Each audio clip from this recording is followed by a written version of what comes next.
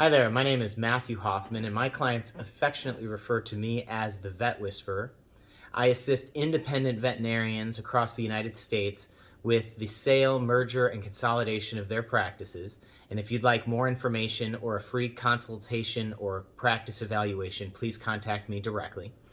Today, we're going to talk about why offers for independent veterinarian clinics and practices and hospitals are going down from entities that are interested in buying them, such as mergers, partnerships, and corporate consolidators. Okay.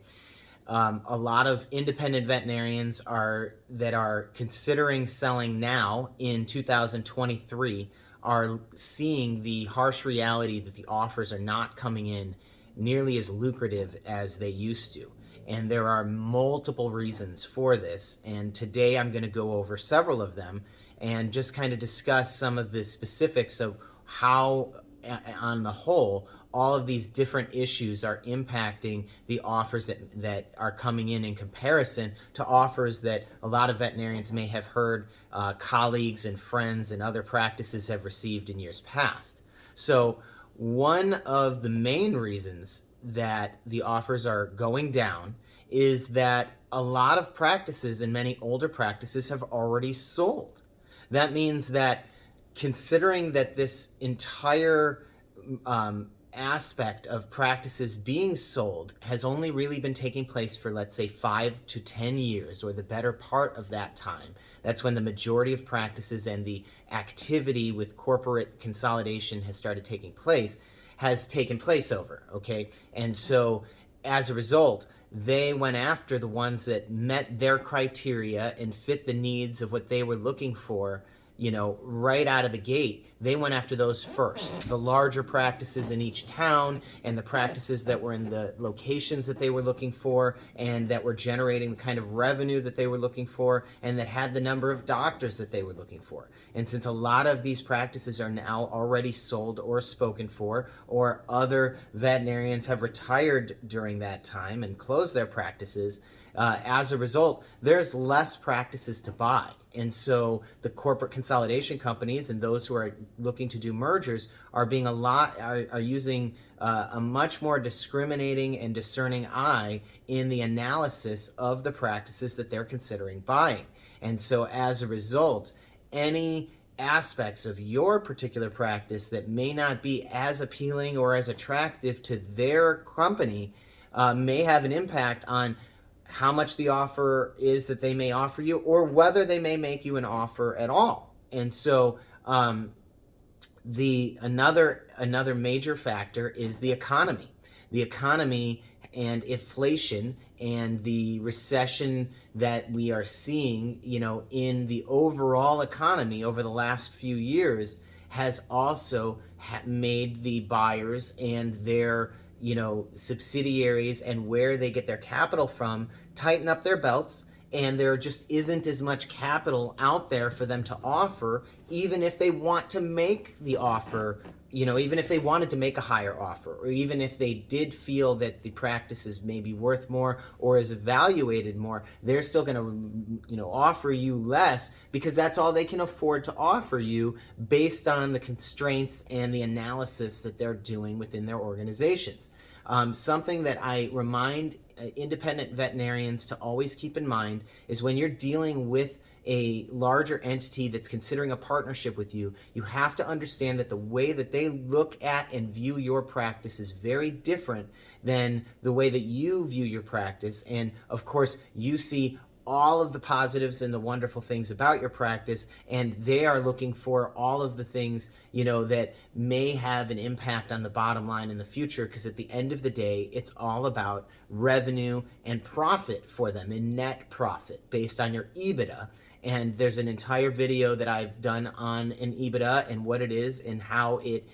the impact it has and what it has to do with the purchase and sale and merger of a practice. So please watch that video if you haven't already. And I'm going to move on to the next one of another factor that's impacting why offers may be going down, in the industry, and that is that the shortage of doctors and the shortage of veterinarians and the shortage of overall specialized staff has also had an impact on the growth and the offers that a lot of these organizations are making, because as much as they see the potential in your practice, and you may have the space and the exam rooms to add more doctors, but if there aren't the doctors available for them to hire, or if your practice doesn't offer things that other practices are offering the veterinarians that are out there that are currently looking for positions, then you're in a less competitive situation, and that is having an impact on the overall offers that they may make, because they know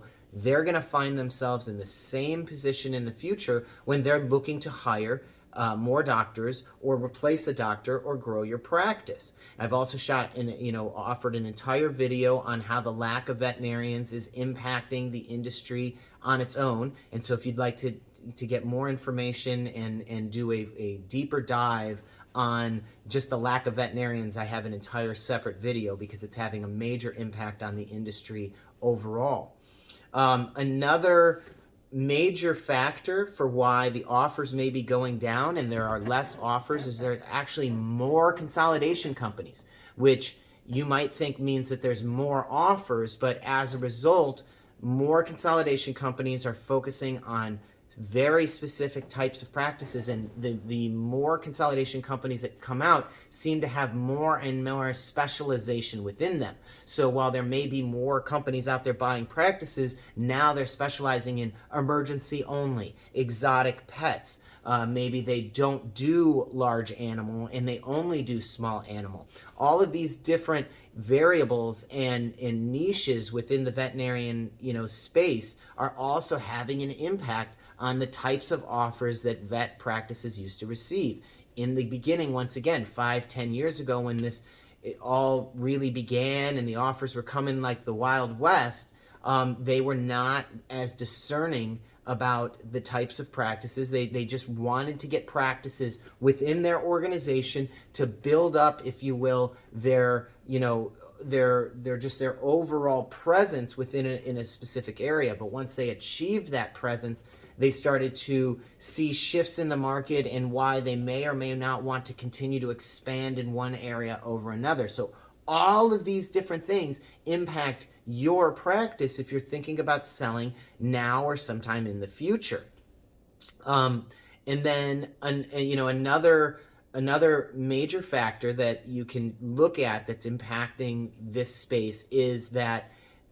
the consolidation companies that have been in the space for a while, or those that are very niche, like I just mentioned, they may already have a lot of practices within their network, and they're just being a lot more choosy about which practices they're adding in the future. If they don't complement the rest of the veterinary practices and animal hospitals that they have within the organization already in a particular region or state or city or area, then your practice, if it doesn't fit that mold or the need that this organization may have, then they're going to focus their dollars and they're going to allocate their resources towards practices that suit that need. And unfortunately, if your practice doesn't happen to meet that need, to no fault of its own, you won't be receiving the types of offers that you may have heard that neighboring practices or other local practices received in the past. And then once again, as I mentioned, I'm just going to stress it once again, the lack of veterinarians that are available, and the lack of new veterinarians that are currently in school, and the number of veterinarians that are currently in demand for all of the different practices, and the new practices that have gone into business and come into competition with yours and into the space over the last few years, has really had a major impact on the total number of offers being presented and the value of those offers as they come in. I really hope that you found this discussion helpful. If you'd like to continue it, if you'd like to look at, as I said earlier, an evaluation, have a free evaluation of your practice, please contact me directly at info@vetwhisperer.com. You can find me anywhere online at vetwhisperer.com. And thanks again for watching. Again, if you found this helpful, please like and subscribe so you can be notified of future videos. And look forward to seeing you again in the future. Take care.